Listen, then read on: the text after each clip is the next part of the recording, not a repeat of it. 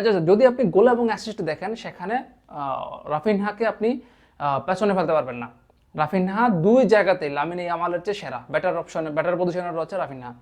যদি আপনি ম্যাচের পারফরমেন্সের কথা বলেন, তো সেখানে কি আপনি লামিন ইয়ামালকে যদি আকাশে রাখেন, রাফিনহাকে কি আপনি গ্রাউন্ডে রাখতে পারবেন?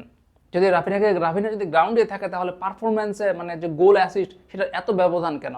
তো সেখান থেকে ইয়ামালের দ্বিগুণ গোল অ্যাসিস্ট হচ্ছে রাফিনহার। সেই জায়গাতে আপনি ইয়ামালকে রাফিনহার চেয়ে এগিয়ে রাখছেন কোন লজিকে ভাই? এটা জিনিসটা এরকম হলো না যে লিওনেল মেসির সময়টাতে যেমনটা আমরা দেখেছিলাম যে মেসি যদি বেশি গোল করে তাহলে ব্যালন্ডিওরের র্যাঙ্ক, ব্যালন্ডিওরের যে হিসাব হচ্ছে সেখানে গোলের হিসাবটা চলে আসছে। মেসি যদি বেশি শিরোপা জিতে তাহলে আর অন্য কেউ যদি বেশি গোল করে তাহলে ওই শিরোপার হিসাবটা, দলীয় সাফল্য যেটা, ওটা চলে আসছে ব্যালন্ডিওরের হিসাবে।